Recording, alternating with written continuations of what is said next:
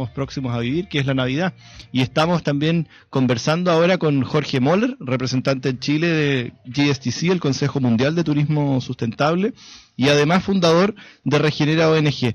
Jorge, antes de partir con la conversación, si la vida fuera un viaje, ¿cómo es el viaje de Jorge Moller hasta llegar a la ONG Regenera, a este maravilloso proyecto?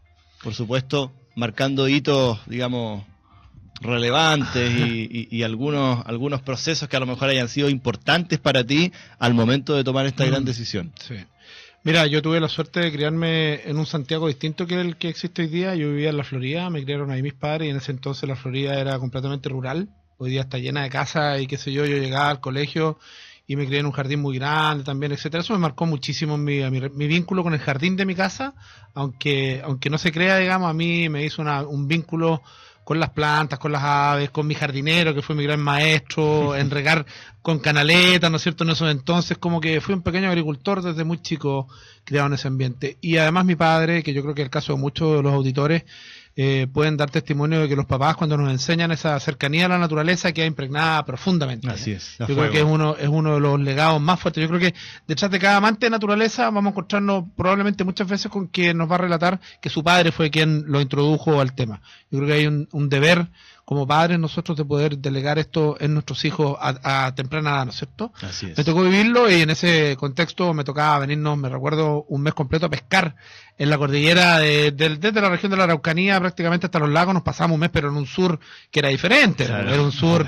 yo me acuerdo estando en el lago Conguilleo arriba, empezando a llover y teníamos que arrancar porque había una cuesta para llegar al camping que después no se subía porque había barro, etcétera. No había comunicaciones, no había nada. No había en WhatsApp, no había nada. El lago en el Tume era una cosa así, pero ya perdida en el mundo.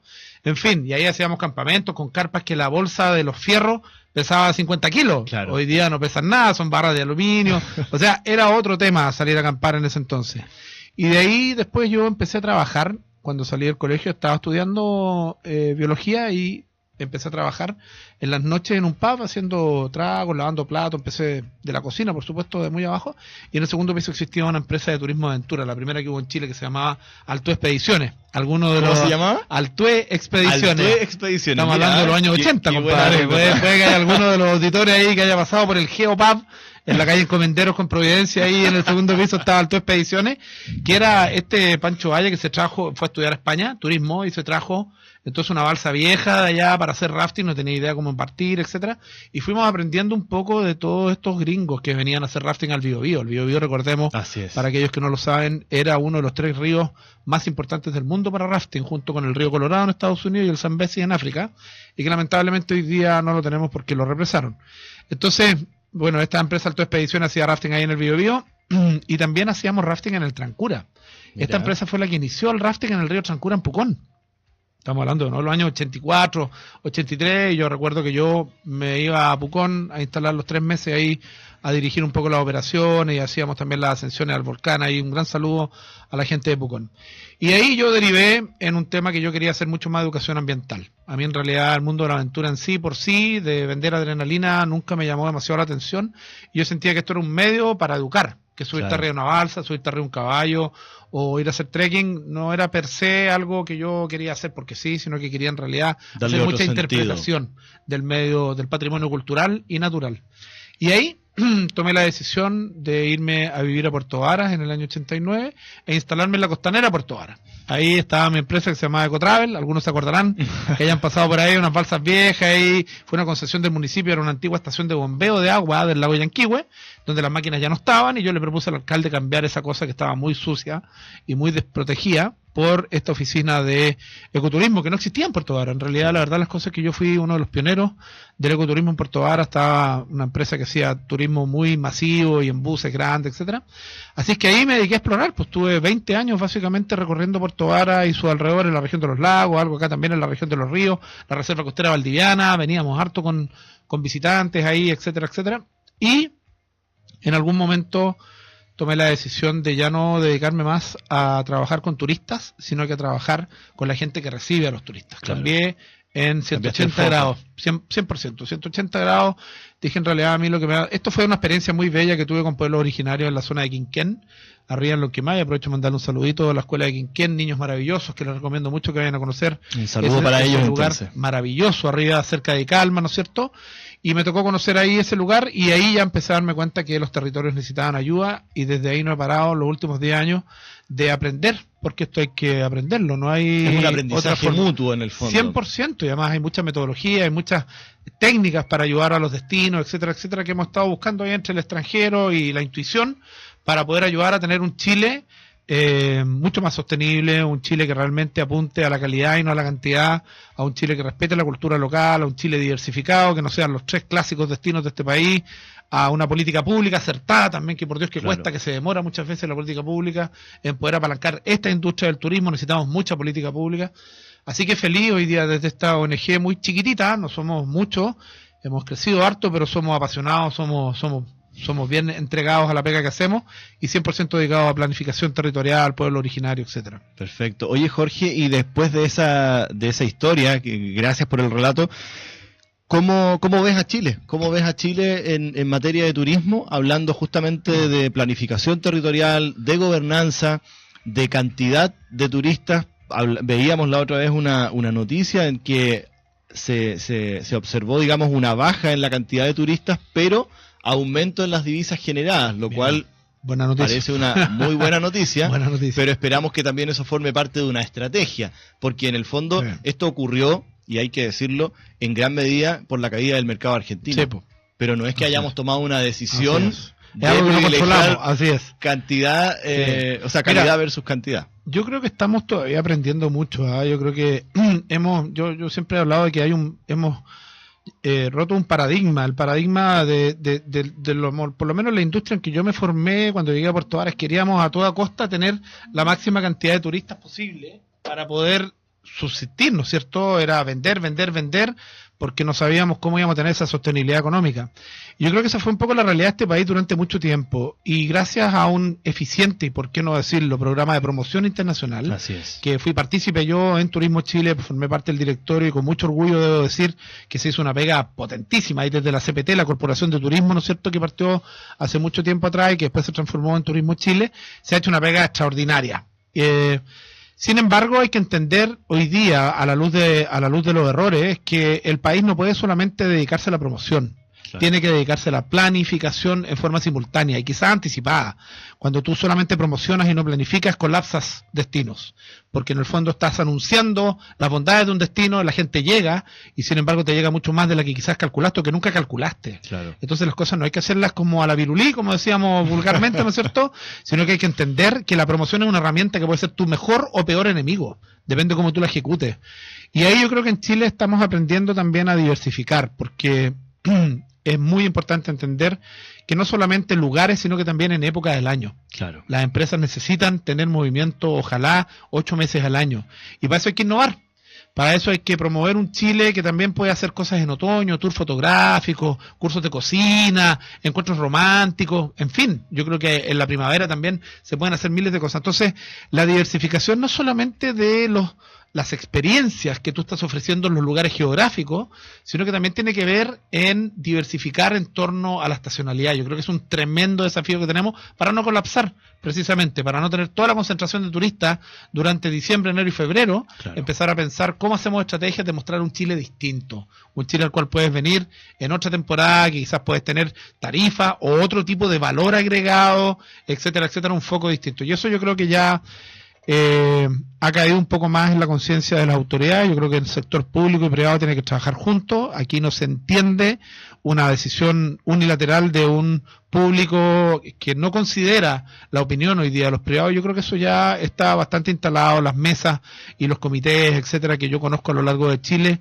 Creo que estamos todos tratando de trabajar lo mejor posible para entender que este país tiene que vivir del turismo. Es una actividad sustentable, maravillosa, tiene todo para hacer un buen turismo. Somos un país que funciona, tenemos una imagen increíble en el extranjero. Eso es un tema importante, el tema de A mí la me toca imagen viajar y seguridad mucho, es algo que realmente valoran los seguridad, estabilidad económica, empatía con el lugareño, la gente hospitalaria. O sea, yo creo que nosotros hoy día a nivel internacional tú vas a cualquier feria y dices que eres de Chile y te dan una bienvenida cálida, sienten que es un país liderazgo, un hub, un puerto para conocer Latinoamérica, ¿no es cierto?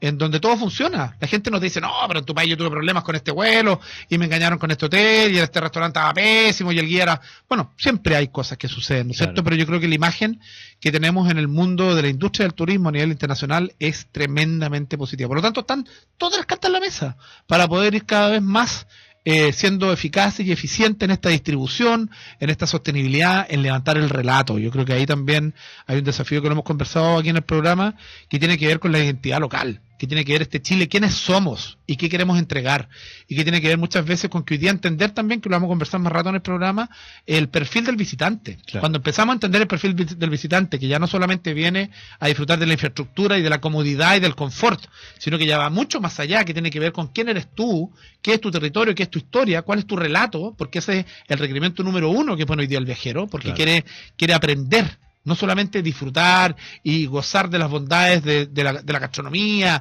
o de la comodidad del hotel, etcétera. Quiere ir más allá, quiere aprender esa cultura local. Hay una avidez por empezar a aprender de la cultura local. Así es que yo creo que ahí como país estamos avanzando. Yo creo que se ha hecho harto, se puede hacer mucho más todavía. Nos ha costado sentirnos orgullosos de nuestra identidad. Yo no sé ahí qué pasa mucho, porque cuesta al chileno mostrarse como es, como que siempre adoptamos patrones quizás de otros países, de otras culturas, etcétera, y lentamente ya como que hemos ido tomando confianza en que si es chileno es bueno, y que tenemos nuestra propia identidad, y que una rica empanada de repente supera a un plato gourmet, una empanada gourmet incluso, o que un rico charquicán. En la gastronomía como que hemos ido ocupando un poco más también nuestros elementos locales, etcétera. Yo siento que nosotros como chilenos en general tenemos las condiciones basales, por decirlo de alguna forma, para hacer turismo bien cubiertas, por decirlo de alguna manera, en materia de infraestructura, en conectividad aérea, vial, etcétera, etcétera, y además desde el punto de vista de la estabilidad económica y seguridad. O sea, nadie te va a preguntar cuando viene a Chile si hay algún conflicto bélico, si hay algún problema con turismo sexual, como lo que ocurre en países centroamericanos, etcétera, etcétera. Pero creo que no tenemos que quedarnos con eso, porque eso ya lo tenemos. Ahora viene la segunda etapa, que es la que tú comentas, que es la del relato, y ahí es donde también tenemos que, a lo mejor, tener un reaprendizaje como chilenos, que es decir, bueno, nosotros por supuesto que nos transformamos en el país que somos gracias a estabilidad económica y otros factores, y muchas conductas adoptadas de otros países también, pero hoy en día creo que está, digamos, en tendencia el volver a lo nuestro. No dejar, por supuesto, lo que somos y lo que hemos avanzado, que también es parte de nuestra identidad, la seguridad y todo lo que acabamos de comentar, pero por otra parte, en el relato, en el sentirse orgulloso de, el orgullo de pertenencia del concepto del que tú hablas, es muy importante. Yo me di cuenta de esto, por ejemplo, estando en Costa Rica, porque también es un país estable, también es un país seguro, económicamente también es uno de los países, digamos, más estables a nivel centroamericano, pero además es un país feliz. Tú hablas mucho del turismo como industria del amor. ¿Qué quieres decir cuando hablas de este concepto, Jorge? Yo creo que en Chile también nos cuesta mucho entender o pronunciar, más que nada, porque de alguna forma lo sabemos, que la industria del turismo, y sobre todo en el mundo rural, en el mundo de nuestro acercamiento hacia nuestras culturas locales, etcétera, lo que prima ahí es un ejercicio de amor, que tiene que ver con que yo te recibo en mi casa, yo te recibo en mi hotel, y yo trato que tú pases el mejor momento posible. Eso es amor, es procurar el bien del otro gratuitamente, o ya sea que haya una transacción comercial, da lo mismo, pero tiene que ver con un espíritu de amor, eso que yo quiero que tú estés calentito, que es pensar en el otro, no pensar en mí. Y mientras más amor hay, mientras más declaración de amor hay, ese pasajero también lo percibe. Claro. Y muchas veces, entonces, cuando percibe ese vínculo de amor, empieza a bajar un poco esa como aprensión a la infraestructura. Claro. Te fijas, como que entiende como que entiende que ya en realidad no necesita un hotel tan sofisticado, si en este proceso hay amor, hay encuentro, hay vínculos. Claro. Es ese vínculo humano que perdemos en nuestra rutina diaria en las ciudades. Yo comentaba la anécdota de Costa Rica cuando pedí un sándwich en el hotel y no tenían uno de los ingredientes, me dijeron que sí, y después me tocan la puerta y me dice, le fallamos con el pollo. ¿por qué se lo podemos cambiar? ¿Qué haces tú frente a eso? O sea, no puedes enojarte, no puedes decir nada que absolutamente, oye, muchas gracias, o sea, le fallamos, eso ya es un reconocimiento del error, entre comillas, absoluto, y ahí uno como turista baja la guardia y no tiene nada que hacer, en el fondo, que aceptar y cambiar el ingrediente, actitud. O bien, claro, en el fondo es un tema de actitud. Así es. No, en el fondo, yo creo que aquí el entender que quien me visita, quien viene de afuera en esta experiencia, hoy día ya no es un commodity. Hoy día ya no es un producto frío, no es una rutina, no es una repetición. Hoy día está inserto en el genoma de quien me visita, que quiere tener encuentros profundos, que quiere tener encuentros humanos, que quiere vincularse. Porque queremos entender que esa persona viene de Londres, viene de Alemania, de alguna ciudad tremenda, donde su rutina no le permite encontrarse con otra persona. Ya es tan individualista el mundo que al final el turismo y ese espacio de recreación se convierte en el gran momento donde esa persona quiere tener momentos de silencio y tranquilidad, pero también quiere ejercitar esa capacidad de conocer, de vincularse, de dialogar, de encontrarse. De reencontrarse. Y eso se llama amor. Claro. Bien. Estamos conversando con Jorge Moller, representante en Chile del Consejo Mundial de Turismo Sustentable y además fundador de Regenera ONG. Vamos a ir a continuación con pausa comercial y ya estamos de regreso porque vamos a hablar ahora de tendencias, justamente de lo que el turista quiere, de lo que el turista busca, en esta, la industria del amor, podríamos definirla, ¿o no? Todo el rato, buen nombre. Vamos a la pausa comercial y ya estamos de regreso.